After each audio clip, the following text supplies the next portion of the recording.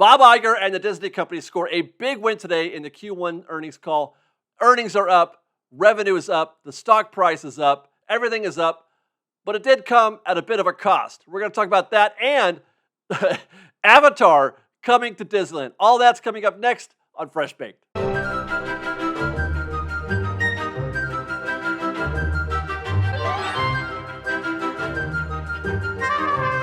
Hi guys, David here with Fresh Baked, and we're here to report on a very good day for the Disney company and for Bob Iger. They held their Q1 earnings call today, and it went very well for them. But before we get into the details, the financial details of that really good day, I want to talk first about some comments that Bob Iger made in his opening remarks.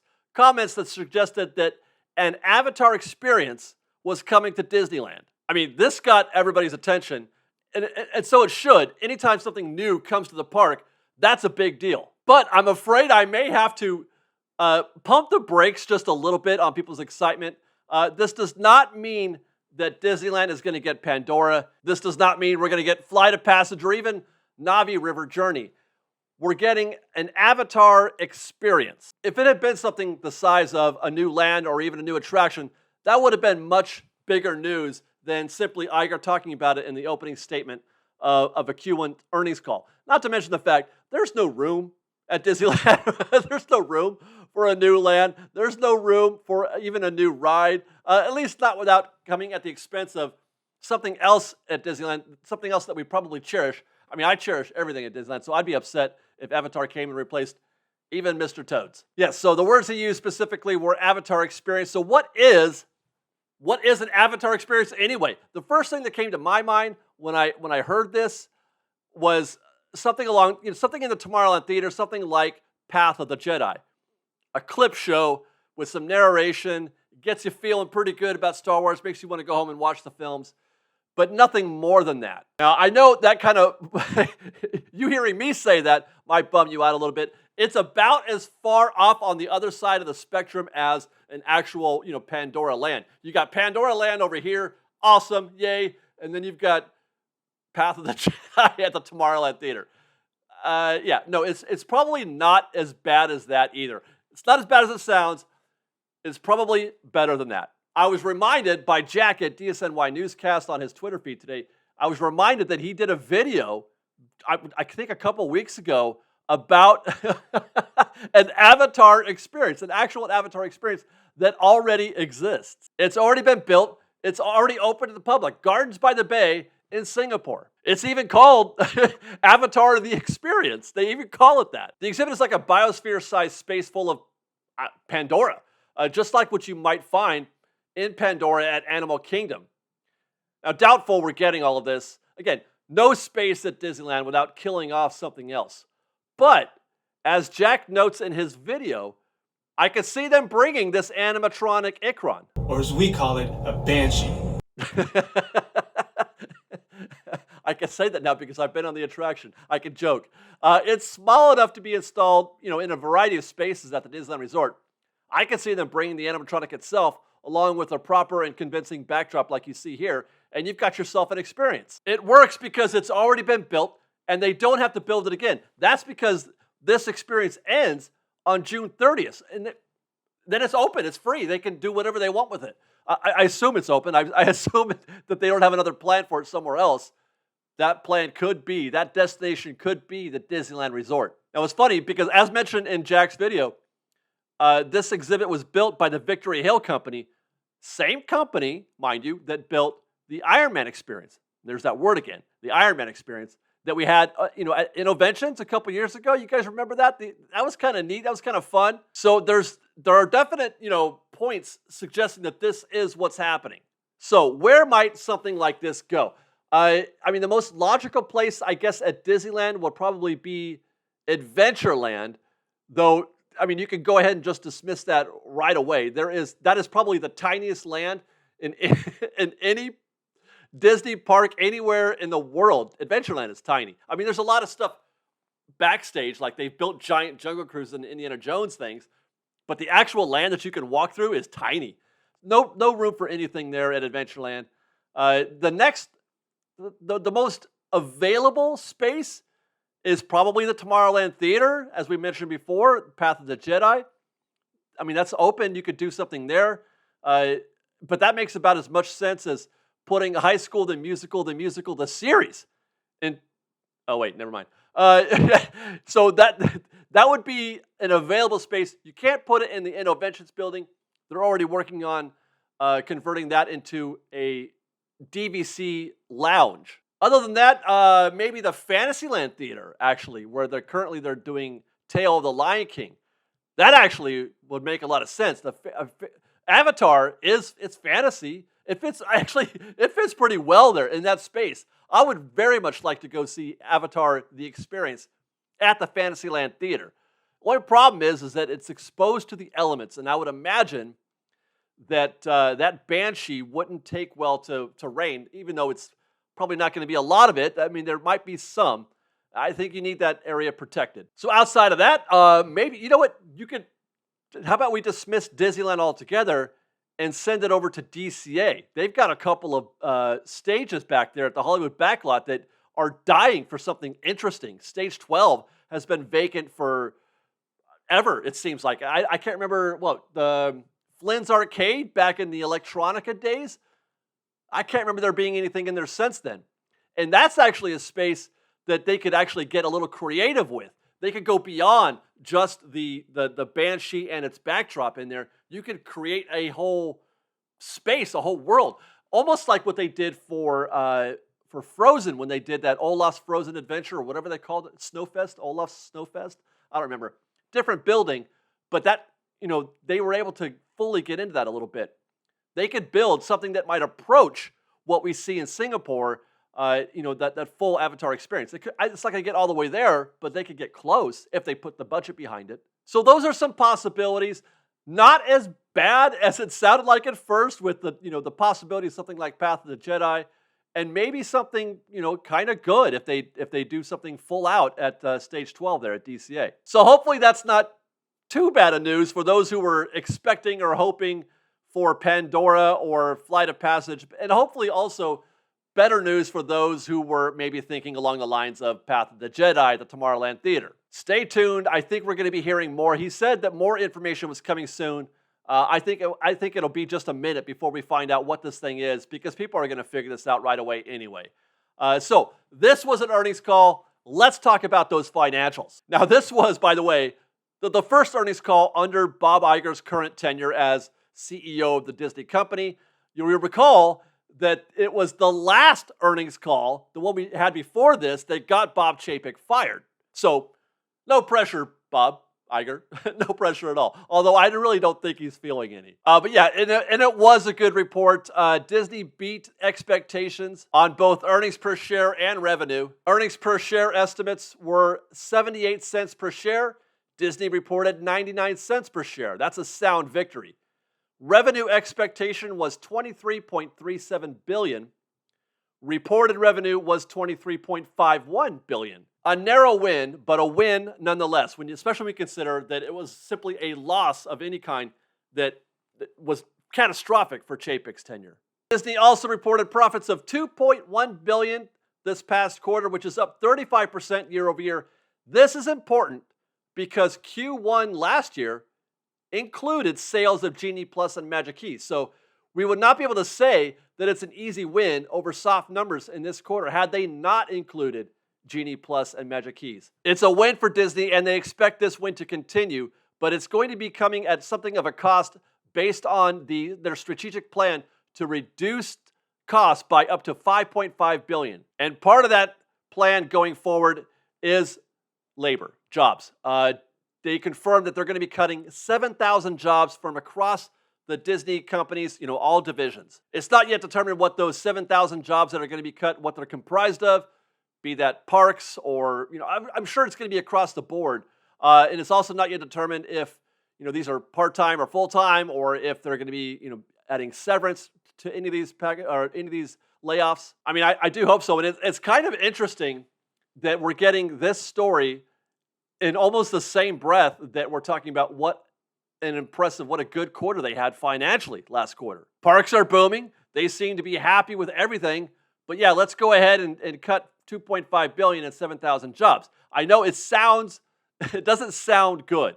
It sounds crazy to me too, but suffice it to say, I have no idea how to run a multinational company the size of Disney. I have no idea what it takes. And I should also reiterate that this was something that was planned under Chapek's tenure, and it's something that Iger said from the very beginning when they had that town hall that the cuts that Chapek was talking about, specifically the labor cuts, were going to stay in place. So this is not something that they just arrived at the same time that they had this great quarter. This was on the plan. This was part of their plan since he started.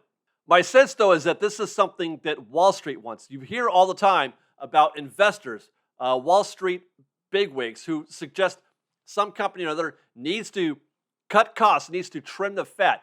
And I can say, over the years, Disney has been known to get fat from time to time. They hire and they hire and they hire, but they don't ever fire. You know what I mean? They don't ever let people go, at least not on the same pace that they're hiring them.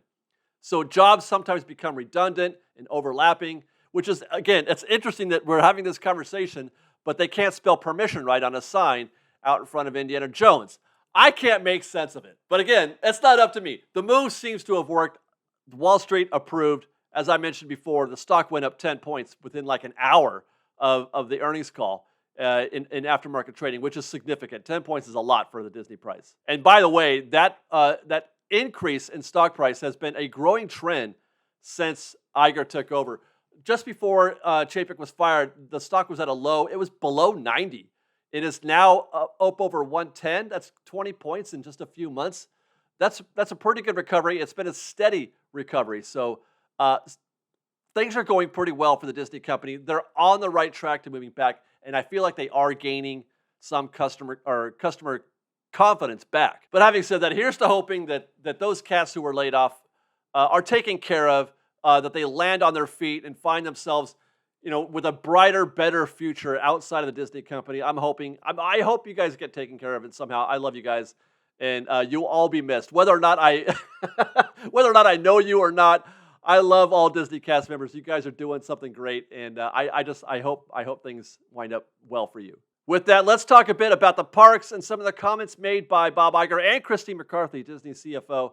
Let's talk about some comments that they made in the question and answer period of the earnings call. And this is where we tend to learn stuff that they may or may not have wanted us to know, because it's speaking more off the cuff. It's not as prepared. The statements aren't. So interesting comments were made. First, they are still working under reduced capacity. Per McCarthy, during peak times, Disney is operating at 20% less capacity than levels were at pre-pandemic. That means, let's say pre-pandemic, the understood park capacity was about 80,000. That's pretty much generally accepted.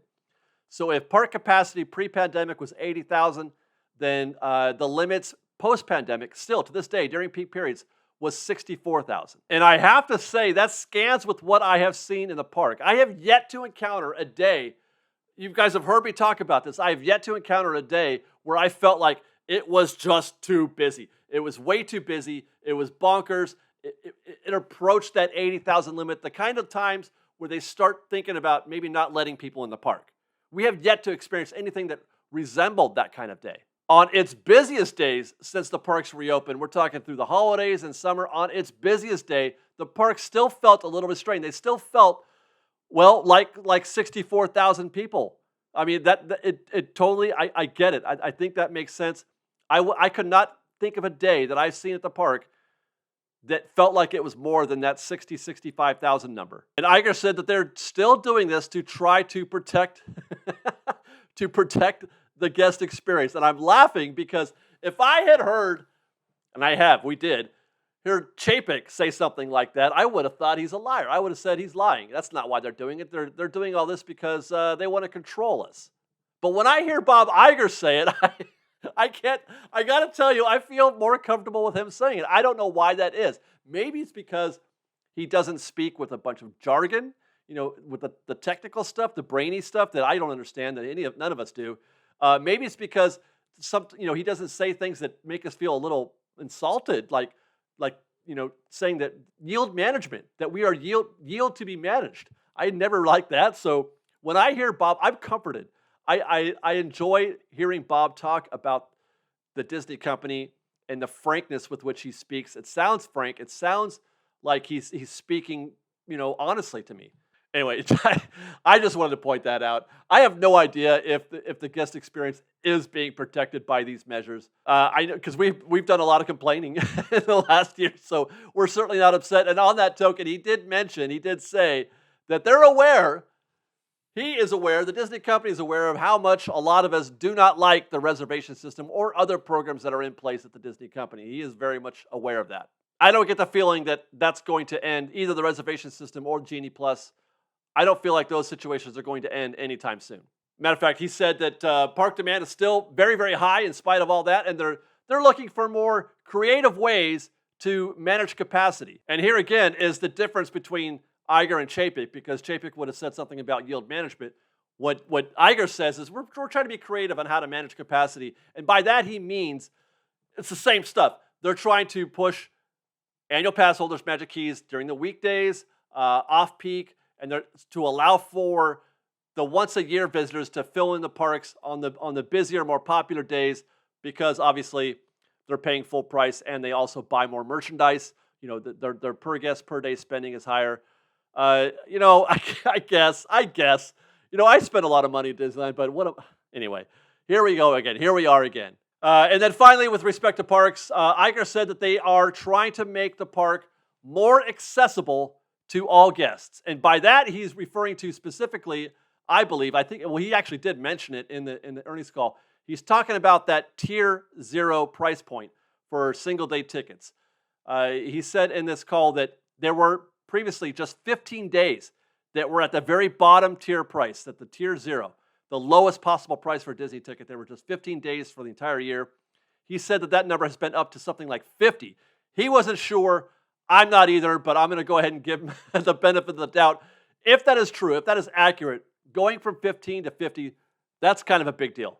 That's Disney should get some credit for that, in my opinion, because that's a significant amount of revenue that they're missing out on by not calling those other days 2 or 3 or whatever you want to call it. They could. But on the whole, with respect to Disney parks, things are pretty healthy, and I have to agree. I've noticed more money getting spent in the parks. I've noticed more projects going on. I've noticed Disney's talking more about doing things, increasing their capital expenses. Having said that, he did mention that CapEx is going down. I'm not sure where I heard this, but CapEx spending is going down by maybe $700 million, I think it is. But I do still feel like we may not be getting big projects, but they are taking better care of the park, from my perspective. And that's what's more important to me than a new attraction. Okay, with that, a couple more things. Iger took a couple of direct shots at Bob Chapek. As a matter of fact, he led off. The very first thing he talked about in his opening remarks were about the changes that they were implementing towards Disney's overall corporate structure. Per Iger, he wanted to return creativity to the center of the company, increase accountability, improve results, and ensure the quality of our content and experiences. He then went on to say that Disney's former structure severed that link and it had to be restored. And by former structure, he means Bob Chapek. In other words, Iger's saying that Chapek took creativity out as the center of the Disney company and had put something else in, and that creativity needs to be restored. And he's not wrong. We all felt it. Chapek was smart, no doubt about it. When I heard that man speak, I thought, that's a smart man. But there was something missing that all of us could feel, something that wasn't there, something like creativity at the center of the company was missing, and it was eroding. It was poisoning everything, from the inside out. Then later, he's talking about Disney Plus, which, by the way, is a whole other conversation, in which, by the way, also he said that Disney Plus and making it profitable is his top priority. Number one job number one for Iger. Job number one for Iger is to get Disney Plus profitable. But again, that's another conversation. As part of that Disney Plus conversation, he mentioned that Disney would no longer be providing subscriber guidance as part of their earnings report in an effort to move beyond short-term quarterly metrics. Per Iger, previous efforts were done simply to show additional subs for quarterly reports. Can I get an amen? I mean, yes, of course. I have been saying that. I've been on that riff for a year, talking about how Chapek was only concerned with short-term results, only concerned with how things looked on the next quarter report. You'd be damned what it meant for the future of the company. And Iger's saying we got to think long-term. We got to have long-term goals, long-term plans, and basing your success or failure on whether or not you grew more subs for Disney Plus is not a recipe for success. They do want more subs, obviously. They want more people to watch Disney Plus, but they, per Iger, want quality subs, subs that are more loyal and actually watch the show. Now, part of that earnings report, I'm remembering this off the top of my head, but they said that this was the first quarter where they actually saw subs go down, which was kind of alarming. But I'm wondering why that didn't affect the stock price, because the last time they talked about subs not being as good as they thought they were for Disney Plus, the stock dropped significantly. But I think the reason for that is a lot of those subs were for Hotstar, which is the India component of Disney Plus, and those subs pay about, I don't know, like $1 a month. So I don't think that they really affect the bottom line. But that was something that we talked about in previous episodes, previous news updates, that Chapek was prone to including Hotstar subs as this big number for subscriber counts when they were actually barely a blip on the bottom line for the Disney company. And that's it. I mean, there were other talking points in this that could be covered, namely, look for a sequel to Toy Story 5, look for Frozen 3, look for Zootopia 2. They're trying to return, or trying to focus on their core brands. There was a movement for a while that I think it might have been under Pete Docter's leadership after, oh gosh, I forgot his name now, John Lasseter. When he was let go, they were talking about they're not going to do any more sequels, nothing but original films. I'm not sure Pixar is better off for that strategy. We may have gotten some interesting films out of that. Turning Red, I really enjoy, but I think that Disney is saying, like, if they want to make money, then they're going to sell Toy Story and Frozen. So I feel like that, at least for the short term, that's their plan, to sort of bolster things up. Anyway, I go on. That's it for this update, guys. Stay tuned for more. Actually, this is just the one win for Iger. There's another win that I want to talk about in our next news update, and that's with the Reedy Creek situation. Hopefully, I'm going to have that video up for you soon. Hopefully tomorrow, if I have time permitting. Otherwise, follow us on Instagram at _FreshBaked, on Twitter at FreshBakedDisney, that's fresh with no E, and on TikTok at FreshBakedDisney. If you like our show and want to show your support, please do consider joining our Patreon campaign at patreon.com/freshbaked. Otherwise, thanks again for watching, everybody. We love you. Be safe out there. Be kind to one another. Fresh Baked.